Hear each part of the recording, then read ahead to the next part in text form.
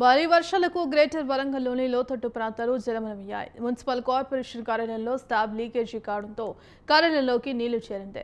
అధికారులు మరమ్మతులు చేయించారు. అయితే చిన్నపాటి వర్షం కురిస్తే కార్యాలయంలోకి నీళ్లు వస్తున్నాయని సిబ్బంది ఆందోళన చెందుతున్నారు. ఇక ఇదే అంశానికి సంబంధించి మరింత సమాచారం గ్రేటర్ వరంగల్ కార్పొరేషన్ కార్యాలయం నుండి మా ప్రతినిధి అశోక్ అందిస్తారు.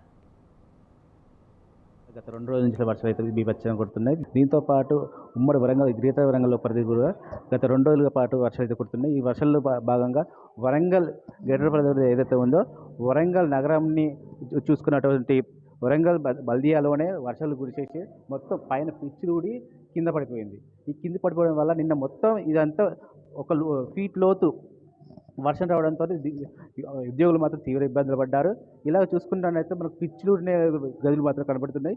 ఈ గదులలో మొత్తం పిచ్చులుడి గత 10 రోజుల నుండి అంటే 2-3 సంవత్సరాల నుంచి కూడా పిచ్చులుడి ఇక్కడనే ఉద్యోగులు ఇక్కడనే పరిపాలన కొనసాగిస్తున్నారు. ఈ పరిపాలనలో భాగంగా నిన్న కొట్టిన వర్షానికి మాత్రం ఫీట్ లోతు వర్షం అయితే పడిందో అప్పుడు ఉద్యోగులు మాత్రం తీవ్ర ఇబ్బందులు పడ్డారు. ఈ ఉద్యోగులు ఇబ్బంది పడిన తర్వాత ఈరోజు ఉదయం కార్పొరేషన్ రావడం అంటే ఇక్కడ మొత్తం వర్షం ఉండడంతో ఇప్పుడే శానిటేషన్ సిబ్బంది మాత్రం మొత్తం ఓపెన్ చేసేసి నీళ్ళని అయితే శుద్ధి చేశారు.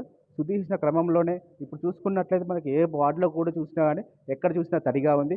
ఈ తడిలో కూడా ఉద్యోగులు మాత్రం పరిపాలన కోసం వచ్చి వాళ్ళు ఉద్యోగాలు చేయవలసిన పరిస్థితి వస్తుంది. ఇక్కడ చూసుకున్నట్లయితే మనకు టబ్లు పెట్టి ఇక్కడ నీళ్లు వస్తున్న క్రమం అయితే కనపడుతుంది. బల్దియాలోనే మెయిన్ విభాగమైన టౌన్ ప్లానింగ్ ఏదైతే ఉందో ఆ టౌన్ ప్లానింగ్లోనే ఇలాంటి దుస్థితి ఏర్పడింది.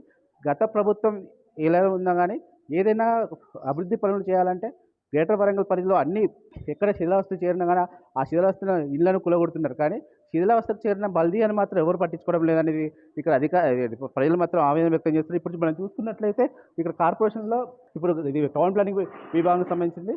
ఇక్కడ నిన్న వర్షం మొత్తం ఫీట్ లోతు రావడంతో ఇక్కడ మొత్తం గోడలకు హెర్త్ రావడంతో ఇప్పుడు చూసుకున్నట్లయితే మనకు ఏ కంప్యూటర్ కూడా ఇక్కడ మనకు ఆన్ చేయకుండా ఉన్నారు. ఎందుకంటే హెర్త్ వస్తుంది, వీళ్ళకి షాక్ వచ్చే అవకాశాలు ఉండటంతో వీళ్ళు కార్పొరేషన్లో ఎక్కడ చూసినా కానీ ఎక్కడ సిస్టమ్స్ కూడా ఓపెన్ చేయలేదు. పరిపాలన మొత్తం ఆగిపోయిందని కూడా మనం చెప్పుకోవచ్చు. ఇక్కడ చూసుకున్నట్లయితే ఏ వైర్లు కూడా కిందకి పెట్టకుండా, ఎందుకంటే మొత్తం కింద తడి ఉంది.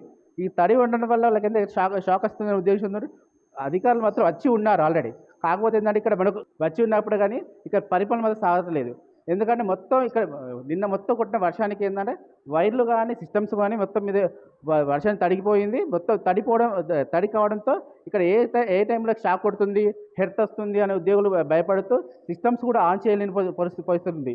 ఇక్కడ చూసుకున్నట్లయితే బల్దియాలో చూసుకున్నట్లయితే మొత్తం చూసుకుంటే ఇప్పుడు మొత్తం తడిగా ఉంది.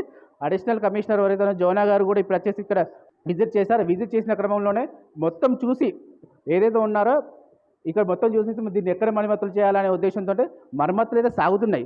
వరంగల్ ఉమ్మడి జిల్లాకు కాకుండా ఇప్పుడు గ్రేటర్ పరిధి ఏదైతే ఉన్నదో అక్కడ పరిపాలన వ్యవస్థ ఏదైతే ఉందో టౌన్ ప్లానింగ్ వ్యవస్థ మొత్తం అస్తవ్యస్తంగా పడిపోయింది.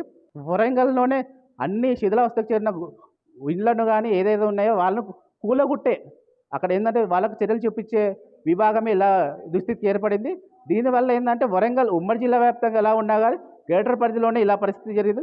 కార్యాలయాన్ని మా సొంత కార్యాలయం పట్టించుకునే పరిస్థితి లేదని మాత్రం ఎవరైతే ఉన్నారో ఉద్యోగులు మాత్రం ఆవేదన వ్యక్తం చేస్తున్నారు. ఇక్కడ ఎప్పుడు పిచ్చిలు పడతాయో వాళ్ళు తెలియక ఎప్పుడైతే పిచ్చిలు పడతాయో మాకు భయాందోళనతో లోడిపోతున్నారో ఇప్పటికైనా అధికారులు దీని మీద చర్యలు తీసుకొని ఇప్పుడైతే మరమ్మతులు ఏదైతే చేస్తున్నారో ప్రత్యేక ఒక భవనం అయితే ఏర్పాటు చేస్తామని చెప్పి అంతమందికి కేటీఆర్ ఉన్నారో శంకుస్థాపన చేశారు. కానీ అది అలానే మూలపడిపోయింది. ఆ ప్రత్యేక భవనం అయితే ఏది ఉన్నదో అది ఏర్పాటు చేసి ఉద్యోగులందరినీ అందులో చేరిస్తే బాగుంటుందని చెప్పేసి ఉద్యోగులు మాత్రం కోరుతున్నారు.